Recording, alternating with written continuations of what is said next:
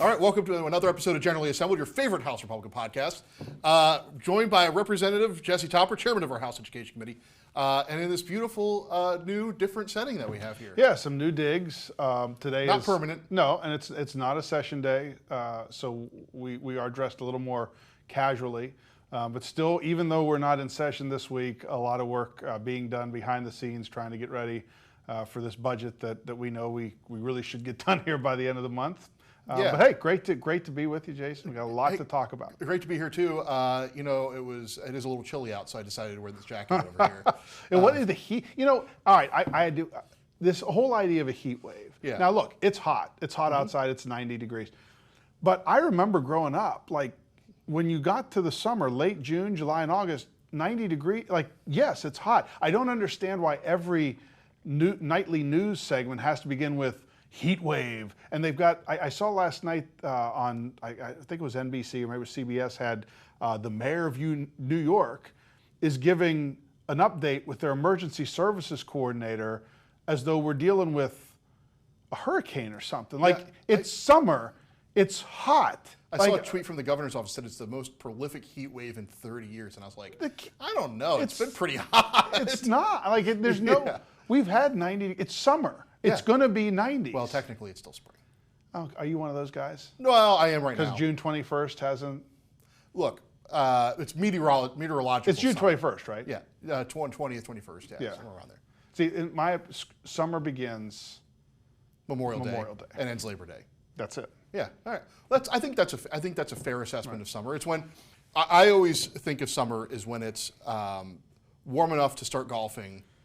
No matter what the weekend is. It's not like you're looking to be like, I don't know, it's going to be above 40. You know, like once the weather has gotten beyond where you're going to be in the 40s, then I think it's summer. As Charlie Manuel said, you know it's summer when it's hitting season. So as Kyle Schwarber is hitting home run after home run, I think he's officially declared the start of summer for the Philadelphia Phillies. And let me tell you, when people are not hitting is when they face Paul Skeens. That's true. He's won 4 in a row. He just look. There are guys that you can see as they throw. Those of us who are into baseball, the movement on his pitches, the kind of the way it explodes into the glove, like it's different. Like he's a different cat. I go back to when Garrett Cole got started. It feels like he's even potentially a notch above that, and Cole's had a great career, probably a Hall of Fame career. I think that barring arm trouble, which you always have to worry about in today's game, I really think this kid is going to be special. Yeah, I don't know where all the recent arm trouble has come from. You know, like you see all these crazy stats about like Nolan Ryan and how he pitched. He threw 209 pitches in a 12 inning. Jack game, Morris won Game 7 of the World Series against the Braves when the Twins threw 10 innings. Can you imagine a pitcher going 10 innings today? But and then later in life, I mean, I don't know what their arms are like, but they weren't shutting him down for Tommy John. So I listened to Verlander, John Smoltz, guys who obviously Hall of Fame pitchers themselves. So this isn't just Jesse Topper with a hot take. Like these are actual pitchers, and they say what's going on is when they were brought up, they were taught to pitch that you save something in the tank. Not everything that you throw as a breaking ball, as a fastball, is done at like full go with your arm. Not everything. Like how to pull back, give it a little more when you need it. You're a distance runner, right? They say that's not the way the game is coached or played anymore. Like they want you, because they say, look, you're only going to go out there for 5 innings, 6 innings. You're not expected to go a whole game, or you're a reliever. You're not expected to be more than a specialty reliever for 1 or 2 guys. Or now in the MLB, you got to stay in for 3.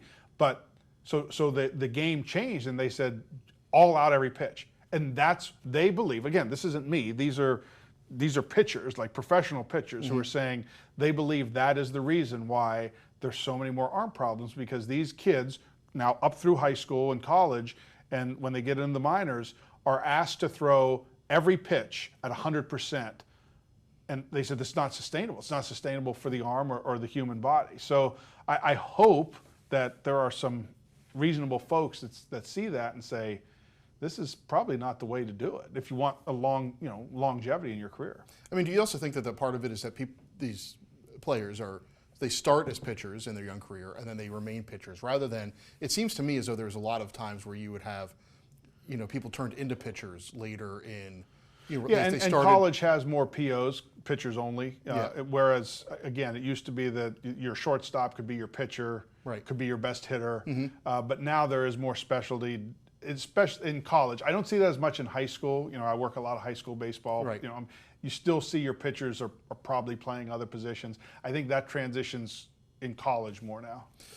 Well, talking about transitions, we need to move on to talk about the things that were coming up here in the end of June, which is state budget time. And really with this odd week off that we have here in June, that really for me, I'm sure for you also is unprecedented. I think we talked about it in the last podcast. It's really where the rubber's got to meet the road if this June 30th deadline is going to be met, or you're going to get around the 4th of July.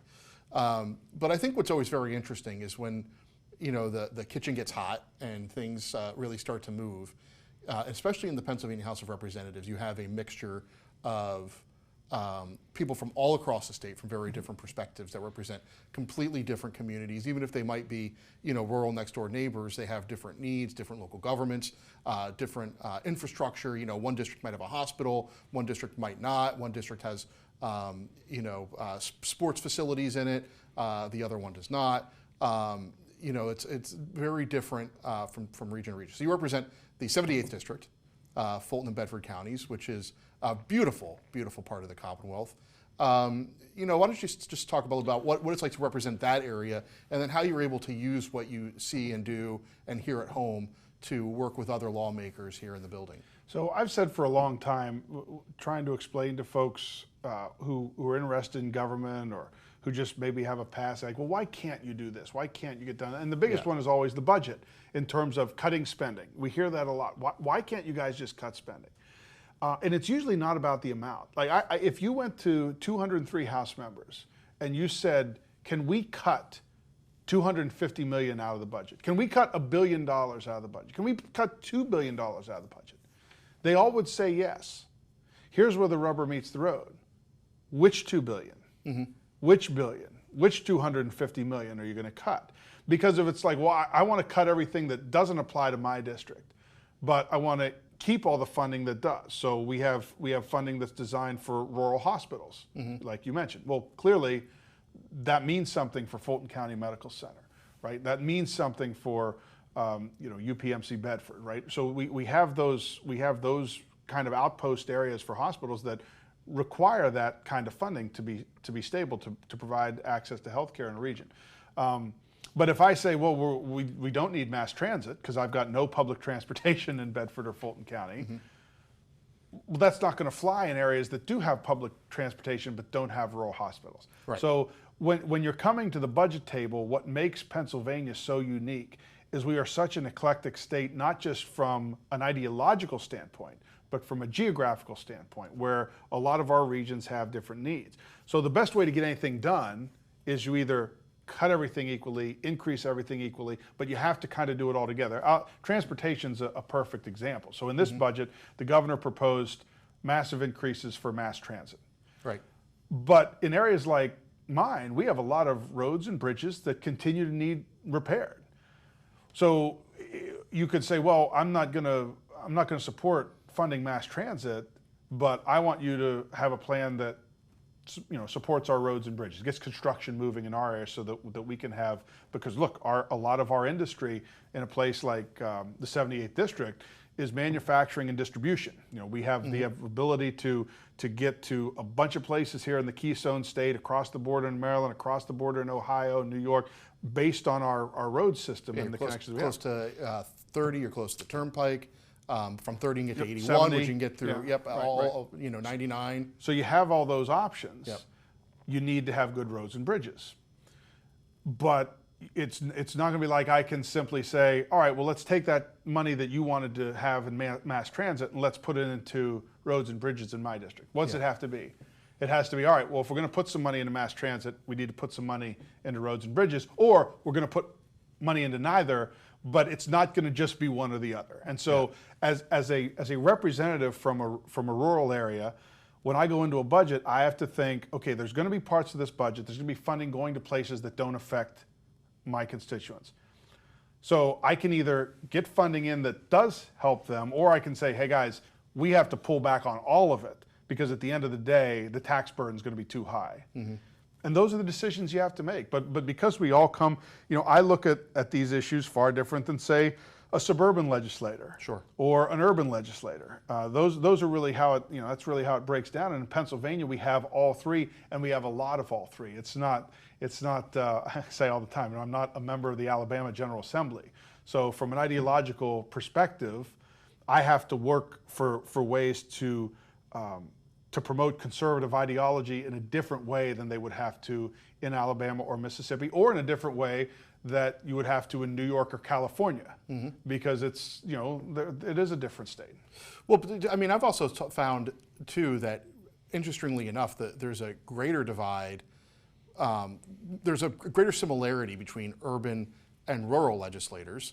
You oftentimes face the same issues with poverty, food scarcity, education, especially in terms of choice.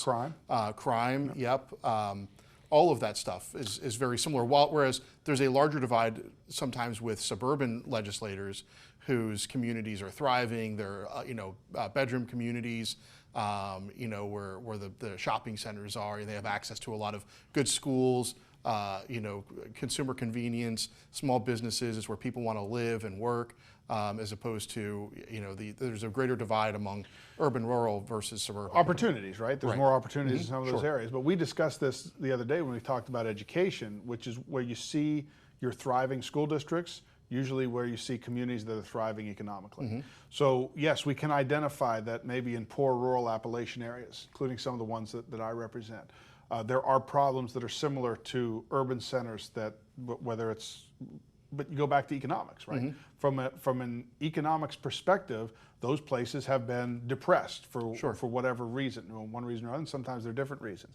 So one of the best things that we can do is to have an economic tide that lifts all ships. And as you look at this budget, I think one of the most important components of it, as we talk about a quote unquote surplus, right? We have this surplus that we have more money than we have the ability to spend. So one of two things can happen. You can either Well, start. I don't know about that. I mean, we always find ways to spend money. Well, but that's what it is, right? You either take that money and you say, all right, we're going to start new programs. Right. Now, the thing about those new programs is those aren't just for this year. Right, the recurring costs. Those are recurring costs for the. Or you can say, you know what? This is a great time to give some of this back to our taxpayers so that they can inject it into their local economy. And try and lift that. So that's, of course, our philosophy, right? We want to say, we are looking to give some of that money back. And when I say back, this isn't our money. This was the taxpayers' money to begin with. On the debate on the education bill, we heard a lot about property taxes and local taxes and local tax burden. And it is extremely high in some areas of the Commonwealth, unsustainable, really. Sure. But then when they bring the debate back, that's why we need to inject, quote, state money. Well, it's almost as though the state money comes off some magic money tree. Exactly. State dollars are tax dollars too. Any government entity, we're not getting our money from a bake sale. Right. This is coming from hardworking Pennsylvanians who we're taking parts of their paycheck to fund. So whether it comes from the state or whether it comes from the local level, however it comes, those are still tax dollars. And we need to remember that in Harrisburg. All right, well, another thing to remember is this weekend in golf. Possibly one of the most epic U.S. Opens in history. At Pinehurst, number 2, a true grind, a true test. Did it produce a true champion?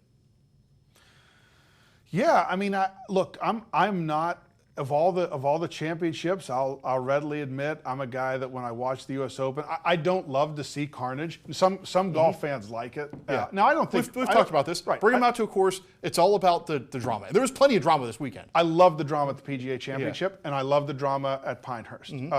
As far as what produces the real champion, look, it's amazing, right? Because it's pressure. I don't know that I've ever seen pressure impact the ability to withstand or not withstand the pressure impact anything like this since it just reminded me of Mickelson at Winged Foot. When I'm trying to remember who won that year. It was Jeff Ogilvy, Right. Ogilvy won, but nobody remembered. I didn't even remember it. Yeah. Like they remember Mickelson losing it. Now this is a little different just because DeChambeau is such a character and a force in golf, Yeah. and he's won already a major, so he's a little different than Jeff Ogilvy was. But this will be remembered in large part for Rory missing a combined 5 feet worth of putts to lose. Did you see the stat that he was like 496 for 496 from within 3 feet until that putt? When you're Rory McIlroy, who you can argue, arguably is the most talented player in the world, tee to green. When you're up by 2 strokes with 5 holes to go, that tournament is over. Yeah. Like that tournament's over. He bogeyed 3 of his last 4 holes. I don't know what else you call that other than a massive collapse. Again, a la Mickelson at Winged Foot or Van de Velde. The only difference with Van de Velde at the British Open was because it happened in 1 hole, right? McIlroy happened over the course of. But these are some of the Greg Norman, Tom Watson, Greg Norman at the Masters, right? There's been some epic collapses, and this will be remembered as one of them. That being said, the shot that DeChambeau hit out of the sand. With that kind of pressure, 1.7% chance of him hitting that shot. Did you watch live at the U.S. Open after on Golf yeah, Channel? with Johnson Wagner trying to hit the shots. Right, that was fantastic. fantastic. But did you hear Paul McKinley was like, it wasn't that hard of a shot. Now, he was bitter because he was rooting hard for Rory. Sure. And Rory lost, and I get the European connection there. But when he said like it wasn't that hard of a shot, under that pressure? Under that pressure, I mean, you could say, okay, it's a 50-yard bunker shot. Under that pressure, needing to make, I thought when he hit it out of the bunker, it was over. It was over. Yeah, it was playoff, or he was going to just in some way. Rory, even though he missed a seat, I was like, Rory still is a big time in this thing.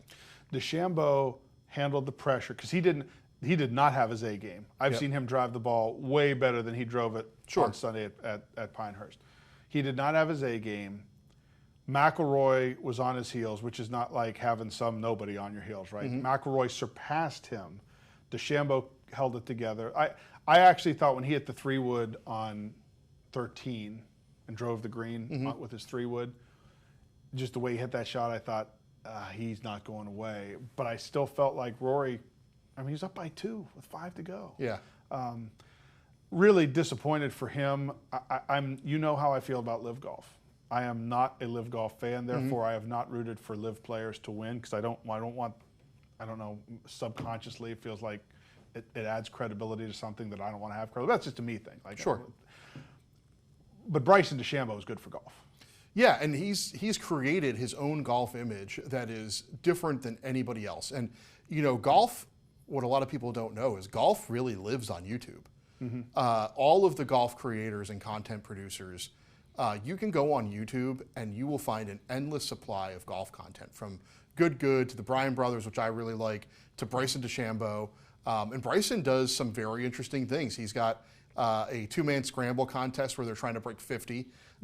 He does hickory sticks. He goes out and just goofs around with buddies and does different things. It's great. He's created his own brand beyond the PGA Tour, beyond the major championships, beyond LIV Golf.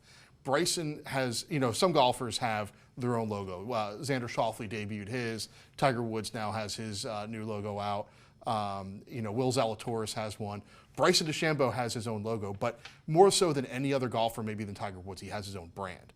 And I think it was the creation of that brand and the furtherance of that brand and what he did not only during the round, signing autographs while he was playing, interacting what he did with fans. Johnson Wagner? Right. That was. I texted Josh, who you got to play golf with, by the way, for the first time. Treat. So I texted my son Josh that night, and I said, "Are you watching this?" Like, to me, that was gold. Yeah. When Wagner's getting ready to hit the shot, and here comes DeChambeau, like he is interacting in a way that has made him likable to golf fans who, let's face it, when he was on the PGA Tour and he kind of retransformed his body and the muscle bound He was just guy, kind of a weird guy, an outsider. nobody liked him. Exactly. And when that feud was going on between him and Koepka, everybody was Team Brooks. Like everybody. Yeah. Watching the fans respond to him, watching him interact with the fans. I I don't know how much of it. Look, I don't know the man. I don't know these professional athletes. I don't know what's authentic and what's not. All I'm saying is it comes across as very authentic, and him saying, you know what, this is for you, the fans, as much as it is for us, and he really seems to be believing that. See, for me, I think it actually comes off a little forced, but I don't care because it works, whatever it is. Like, when I look at what happened with Johnson Wagner, where he's driving by and then he comes down and he goes and then gets in the bunker and shows him how to hit the shot, and he hits it to 2 feet, and then hands him the U.S. Open trophy. Look, is Bryson himself, if no cameras are around, does he keep going, or is he looking down going, hey, there's cameras down there, this would be a great opportunity, and I'm going to turn on the character? I don't know. But whatever it is, it's working. And I think I told you, it's a great study in public relations. I don't know, and Jason, if you communications. turned off cameras on the House floor, how many speeches do you think there'd be? Probably a lot less. I have no comment. As somebody who writes speeches, I hope there'll be more. Right. Look, I don't know, but it's working, and it does work, and it has worked. There's video of him returning back to his rental at Pinehurst on the street he was staying at. And everybody on the street was out there waiting for him to come back. And he went out there, took pictures with everybody. The man was on the driving range when the lights at Pinehurst were shut out. They were using cell phones so he could see what he was signing. Look, whether there's a self-interest there or not, whether it's motivated out of a true love of the game or out of to be able to build his own brand and live a life that he wants to live, it doesn't matter. It's working for him. And most importantly, and I think this is something that needs to be said, is it's working for golf. Right. And it's bringing more people into the game. It's growing the game. And frankly, I think you have Brooks win the PGA Championship last year. You have Bryson DeChambeau win the U.S. Open this year. The golf world, when they won, rallied around both of them. I think the PGA Tour now has more pressure on it than ever to make a deal with the Live Golf Tour and the Saudi PIF to unify the game and bring everybody back under one banner and be able to grow the game into different formats so that everybody has access to It's tricky because once you take the top guys off Live Golf, like nobody needs to see Ian Poulter back on tour. Nobody needs to see Paul Casey back on tour. But I think you would see more PGA Tour players. You would have, it's sort of like soccer, right? You have everybody has their own leagues, and then you have everybody that comes together and plays. This, I think that's how the game would be. It's very difficult for me to reconcile the fact that guys like Xander, guys like Justin Rose, Xander or Scotty Scheffler, Rory, those guys turned down a lot of money to try and protect the integrity of the tour in their mind. Now you can agree with it, disagree. That's why they did it. The idea that the guys who left would have their cake and eat it too, get the money, get to play resort courses in their shorts for 3 days, and then still get the opportunities that the other guys get on the PGA, that's going to be a tough sell to those guys. Thomas and Spieth, like maybe they get it done. What I would much rather see are the guys that I think, you look at Brooks Koepka, who thought his career was over because of an injury, now realizes it's not. John Rahm, there's no way he doesn't want to come back. Oh, he desperately wants to be back. Just those guys say, look, let's create a pathway for you guys that want to be back on tour to get you back on tour. You get to keep your money, whatever deal they work out for severance. Like if they could create a pathway to get the guys who want to come back, I feel like that's a better path. But I just don't know if that's doable. See, here's why I think it's so ridiculous why you can't. Because you have the regular PGA Tour season. And then the PGA Tour players, Tiger Woods among them, are starting this indoor golf league. Right? Why can't you have the PGA Tour season, which now will conclude with the Tour Championship? They're no longer the silly season wraparound events. The Tour season is what it is now. It's back to the way it used to be. Why can't you then go into Live Golf for 3 months and have you play, all over the world, every other week, twice a month or whatever, in these team events, and then come back for why can't you do both and find a way to bring golf to different people in different formats in these team events, and then have the regular PGA Tour season as well? I don't see the difference. Nobody questions the integrity of the game when you have baseball players from all over the world, Major League Baseball players, then playing for the South Korean team in the World Baseball Classic. You didn't have the South Korea team suing Major League Baseball. I mean, But you also didn't have Major League Baseball say if you're going to play for the South Korean team, you're banned. I get it. Yeah. No, there's definitely. Look, I think what needs to happen is somehow you and I need to get on the boards of these tours. Well, you know what? We're out here. We'll promote this. People are listening. Look, if you're looking for two guys who think they're way better at golf than they actually Right. are, Then we're your guys. We're your guys. Listen, here's what I'll say. PGA Championship, epic sport. Yep. U.S. Open, epic sport.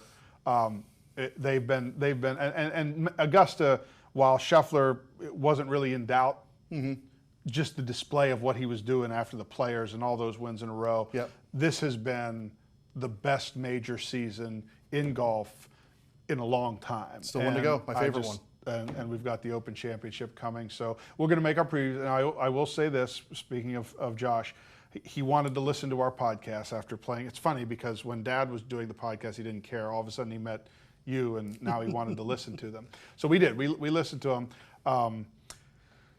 Let's just say that my hot takes of the U.S. Open, where Scotty would win, Rory, it's not a good course for him because of his wedge play, and I kind of mocked you about Ludwig, although he did have a tough Sunday. Oberg did have, because I said it's not that he's not going to be in the mix; it's that he's not ready to win yet. So and fair enough, but he was in the mix for all 3 days. Other than that take, every time he kept listening to me say this golf course didn't suit Rory, he kept rewinding it like, Dad, let's listen to this again to make you sound like a fool. So he is looking forward. He would actually like to join us for the Open Championship preview. Well, let's do it. So that'd be great.